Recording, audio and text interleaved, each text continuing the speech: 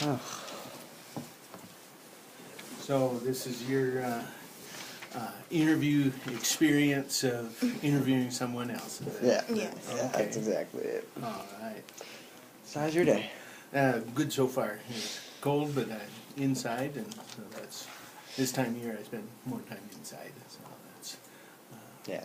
So, pretty sure everyone likes to stay inside. yeah.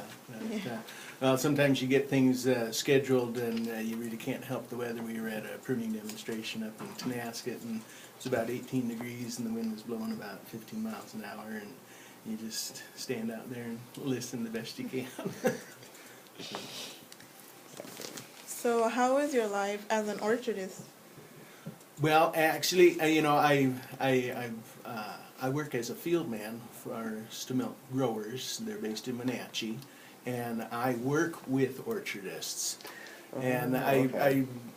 if I remember right, the assignment was they knew that I did work as a horticultural consultant, and that is my job. So maybe that twists some of your questions that you have. But I work with growers. Well, we could just twist them around. Okay. So, For how long have you been working as an orchardist? I grew up on a small orchard that my folks had, and so I did lots of work after school and during the summers, and I did orchard management for probably a total of 10 years, and my current position I've had 21 years working for Stemilk, working with growers that grow apples, pears, and cherries. Pretty cool. Please explain to us your current method of operating your orchard. I'm trying to flip the guy. Realistically, How do you, what do you do? my job, I work with the growers through the course of the growing season. As a warehouse or a fruit packer, we're trying to get information. How is the crop coming along? Are there frost problems? How good was pollination weather? Have there been hailstorms or anything like that that affects the amount of fruit we are trying to plan for the growing season? And so usually starting in March, I'll go around once a week and visit with the growers that I work with, and many of them been growing for a long time, and so it's usually just a conversation. How are things going now?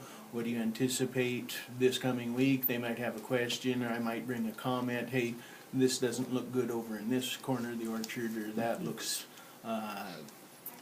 like it could use some help.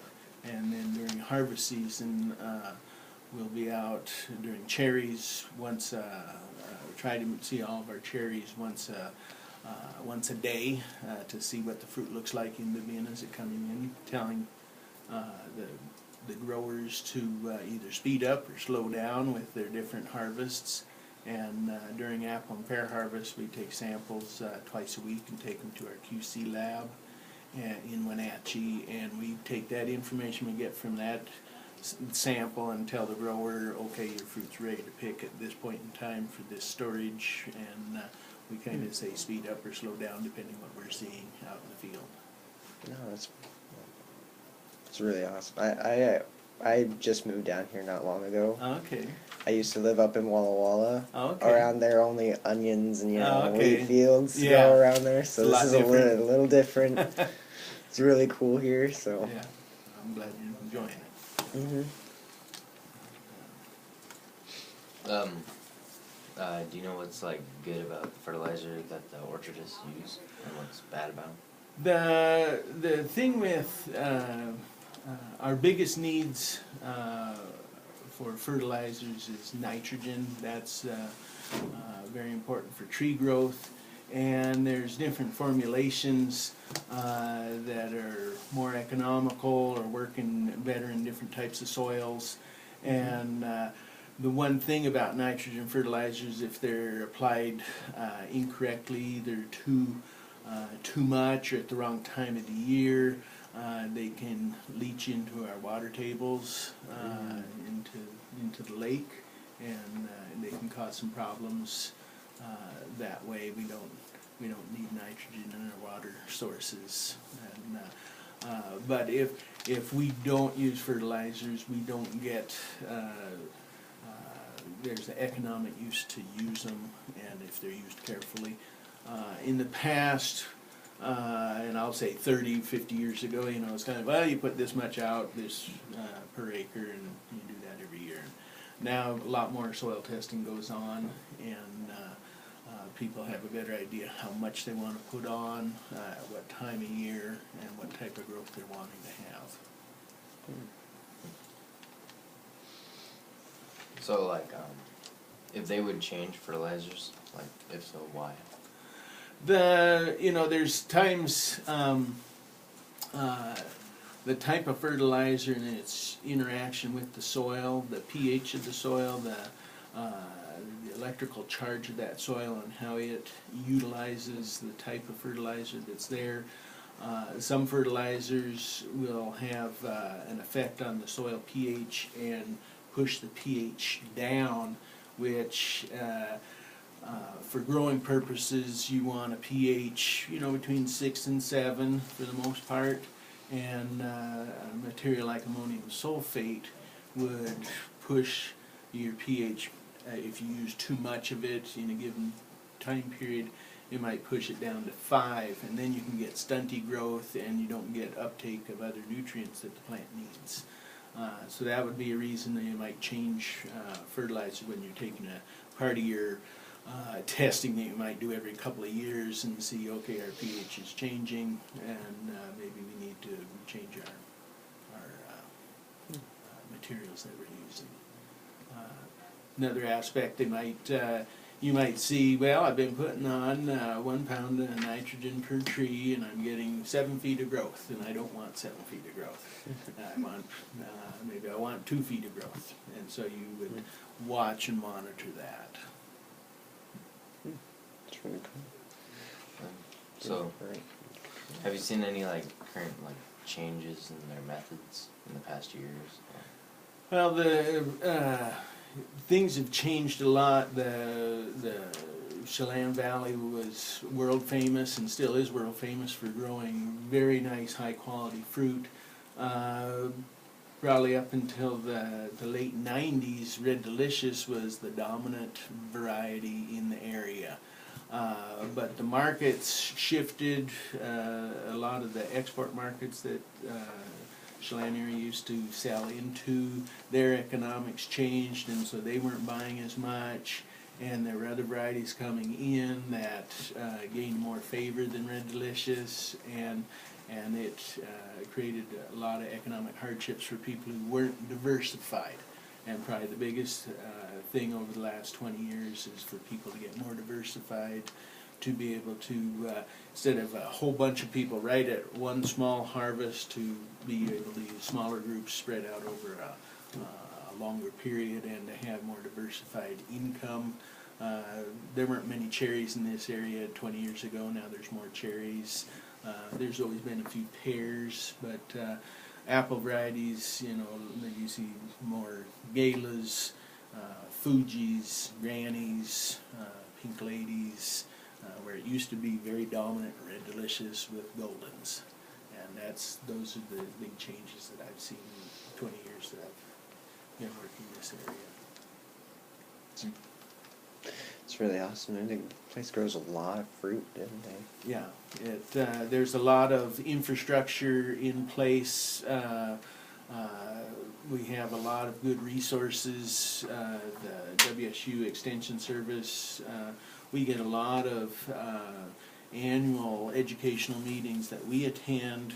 That a number of other growing areas have some of that, but not as much. In some other countries, they're begging for information. They're going online, they're looking, they're traveling to go get other information. We have it at our doorstep. We have the infrastructure of a lot of well-established companies that are able to pack and store and market our fruit, and so that's been a good advantage where we're at. The climate, for the most part, has been very good for growing fruit. the reason so much fruit's grown in eastern Washington, right along the Columbia River, we've got a rain shadow effect that we don't have as much rain as say Michigan or New York, even though they're experiencing some droughts. But the thing is, we have good source of irrigation water either out of the lake or out of the river. That's another good natural advantage that we've had. Other countries would love to have the water supplies that we have. Other states would like that too. That's really awesome. So, in your opinion, what fertilizer is better, organic or synthetic? The reality, the tree is going to utilize the synthetics. Will break down into the natural components that organic fertilizer has. The advantage synthetics have is they can be cheaper and more available And easier to apply, right? and can be easier to apply. The flip side, you can also get into trouble faster if they're misapplied. Or organic fertilizers, a lot of them have, basically that's one of the big cost differences between conventional and organic fruit growing is the cost of the nutrition, the fertilizer materials. Is organic sources of compost and more refined, I'll call them fertilizers, because some of them you look and they're in the same sort of container, same sort of bag, and they're prilled and easy to come out of the machine. But it costs a lot to do that with the organic matter that they have, and so they'll cost more, and it can take a little longer to get the impact you want, but you can avoid, as long as you're testing that material, you can avoid, and you're watching the same reactions to the tree, you can avoid problems either type of material. So there's salt problems that can occur with organic fertilizers if you're not watching the material, the information that you get with your source of compost, and same with conventional fertilizers, that their compost or their salt level. If you're not careful, you can create a bad soil environment, and that brings up another thing. Some conventional fertilizers change the soil. Can change the soil structure and the microflora and fauna in the soil, so that the plants doesn't have quite the same uptake as the nutrients available as, say, with an organic material that tends to help build up the organic matter in the soil and allow more microflora and fauna to live there. Right.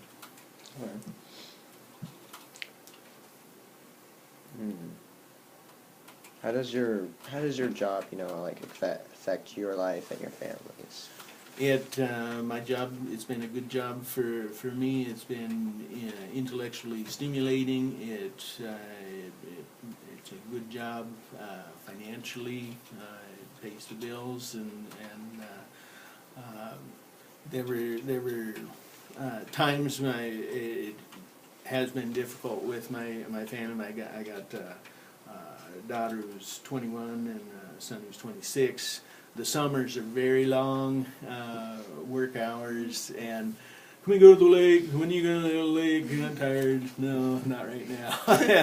and that was difficult, but we had more weekends and other things in non-summer fall times. But it's I always liked horticulture, and it's been fun to see the changes and the new things that happen, and so I like that. And so the thing that you're talking about earlier, salt problems? Yes. Like, how does that occur? Like, Well, what exactly are salt problems? Uh,